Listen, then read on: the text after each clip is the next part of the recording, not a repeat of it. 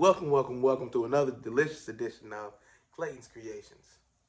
For all my familiar, thank you for taking the time out today to stop back by here and check and see what we got going on today. And trust me, we have a banger for you today. A delicious black and white cookie. I mean, you can call it Domino Cookie or even an Oreo themed cookie.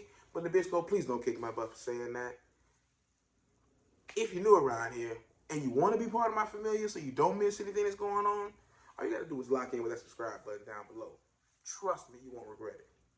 But that's what they, like I said, for all my OGs, they know baking is where it all started for me. So I guess I'm going back to my roots. I'm going to deliver a delicious cookie recipe for you today. And trust me, guys, I recommend you try it. All right, so there's nothing else to do now, but get to these ingredients so we can get to this bake. Let's go. Okay, guys, here's what you're going to need for this bake. 1 extra large cookies and cream chocolate bar, 70 grams of black cocoa, 300 grams of all-purpose flour, 130 grams of self-rising flour, 2 sticks of cold butter, 300 grams of white chocolate chips, 100 grams of dark chocolate chips, 100 grams of crushed Oreos, 160 grams of both white and brown sugar, 2 teaspoons of baking powder, 1 teaspoon of salt, and finally, 2 eggs with an addition of 1 yolk. With that being said, let's dive right in. Okay, so into our mixing bowl, we're going to deal with our dry ingredients first. So first, we're going to add that self-rising flour. Make sure we get all of that in there. Once we have that, we can go ahead and add our all-purpose flour. You see that going in right now. Next, we can add our black cocoa. And guys, this stuff is not going to be in your regular store. You're going to have to order online, but you know, with Amazon, quick turnaround, no problem to get to you, and it's well worth it. The rich chocolatey flavor you're going to get from this is absolutely amazing and worth the wait. So don't skip on this. Once we get that in there, we're going to mix these together. Save our mixer a little time later by incorporating these dry ingredients now. So let's mix and mix and mix. And yes, I know the color's not really that great, but let's just ignore that for now. Things will get better. Trust me. Also, side note, our salt and our baking powder was in the bowl with the all-purpose flour, so that's already handled and mixed in with the dry ingredients. Okay, moving on to these Oreos. I've taken the cream out, and I'm going to put them into a mini food processor to chop them up. I mean, you can always use a plastic bag if you don't have one of these. Just crush them up really, really fine. We're looking for a sandy, dusty kind of consistency, all right? So completely crumbled, no chunks. We'll get the lid on that. You see me right here, pop the lid on there. And then we're going to get these ground up. So we've had that handled. We'll move on to the next step, okay? In the meantime, guys, hit me up in the comments. Let me know. What's your favorite cookie? For me, Oreos are always a fan favorite.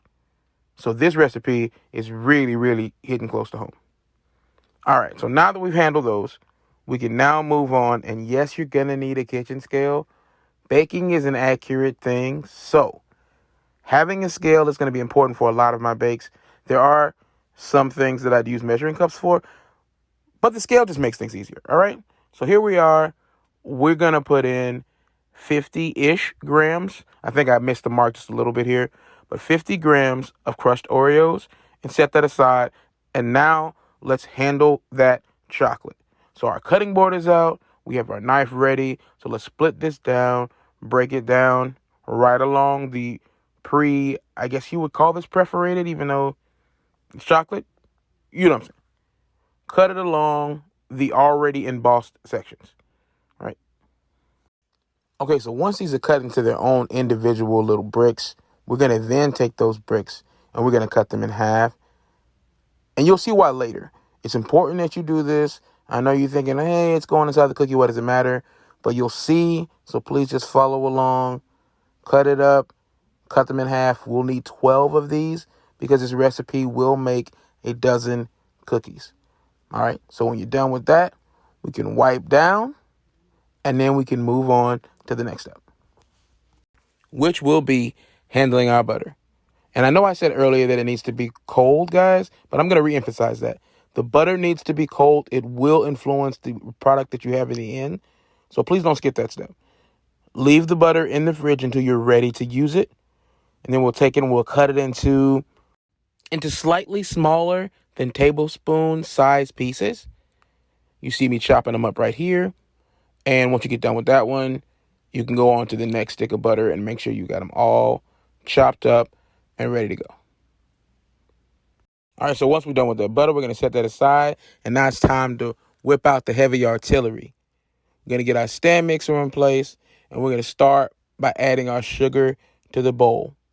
We're going to first start with the white sugar. Add that in, and then it's time to add our melanated sugar to the dance. All right, so in goes that brown sugar, just like that. And then we're going to give this a quick whirl to mix this together before we move on to incorporating that cold butter. Okay, so here you see that butter making a guest appearance at the bottom of the screen. We're going to slowly incorporate that, add a handful at a time. Remember, guys, we're not trying to completely cream this butter and sugar together. We still want little nuggets of butter in there because, again, it's important to the final product. So you see me put this in, then put some more butter in. And then when you're done with all the butter in here, it should look like this, all right? It looks a little sandy, almost like, I would say like a crust before you're ready to put it in the pie pan. That's about what you're looking for right here, all right? And you can still see the butter that's around in there. That's the consistency we are looking for and that you will need for the desired final product. All right, so now it's time to add our chocolate chips. I put the white and the dark in the same bowl. Remember the measurements from the beginning of the video. And now we're going to give that a quick mix in. And then next up, once we have this incorporated, we will then add our dry ingredients. Okay, so first will come our 50 grams of crushed Oreos. They're going to go in right before the remainder of the dry ingredients. We're going to mix part of this flour ingredient together first, give it a quick mix, and then we'll come back with the rest of it. All right, guys, and this is one of those times I'm going to have to pause to say two important things. First, trust the process. I know it doesn't look like the greatest thing right now, but it will look better. Just give it time. And second, you see me pulsing here. There's a lot of things in this mixer that might fly out on you. So you can either cover the mixer while you're mixing or just pulse like I'm doing. All right, so now we're going to add in our eggs. Remember, that was 2 eggs and 1 egg yolk. We've already whisked them together in the bowl before we pour them in because we're trying to mix this as little as possible. We just want the dry ingredients and the wet ingredients to mix together to form our dough. So again, you're going to see me pulse this dough here until it comes together and looks like this. See, guys, told you, it's going to look good. Just trust me. All right, so continue to pulse, and then just like that, we're done with our mixer. So we're going to move our bowl to the side, and we're going to get ready to form out these cookies. So just giving you a little insight, this is what your dough should look like when it's mixed. See, it comes together and holds together nicely when you press it together. So now that you see what the dough should look like, let's go get our friend, the co-star of this bake, our food scale. And we're going to come back in, cover that with a little foil just to make cleanup easier later. You don't have to do that. You can or you can't. Up to you. Your dishes. All right. So there you'll see me pouring the rest of our crumbled Oreos on a plate. And now I'm going to measure out 125 gram sized cookie balls. You'll see me do that now, and you can see about how much dough that's going to be per cookie. All right? And yes, guys, these are big cookies, but they are just big in size. They're big in flavor. And if you know me, you know that I'm big on flavor. So here we have a cookie, and we're not going to roll them. We're not looking for perfect circles. We don't want to manipulate the dough too much. So once we have a ball formed, we're going to use our thumb and put a hole right down the middle like you saw. And then we're going to put 2 of those halves of white chocolate in the middle and then close it up. And then now this is going to take a little roll around those Oreo cookie crumbs. We're going to coat them just like this. You'll see here. And then once we've given it a little quick roll, we're going to pick it up and shake off the excess. And then set that aside. Repeat that 11 more times. So once you've finished the lather, rinse, repeat part of this recipe, you should have a dozen of these ready to go in the freezer. And yes, I said the freezer. We cannot cook these from room temperature. So once they've gone in the freezer for at least an hour, overnight's better, we can take them out, put them on a pan, and get them ready to go into a 390-degree oven for 15 minutes. When they're done, they should look like this, and they will be absolutely delicious. Just look at this cross section here, guys. It's a crisp exterior, and the inside with that white chocolate we put in it is gooey. Absolutely to die for. Highly recommended, but don't take my word for it. Let's see what Lil G thinks. Lil G, what you think? Man, this thing fire. You better have more. I hope there's more. Don't hold out on me. Well, I guess that means it's Lil G approved. All right, guys. We got another delicious addition in the record books. And trust me, this cookie is going to be one you're going to want to get those ingredients, get in the kitchen, and get this baked done yourself.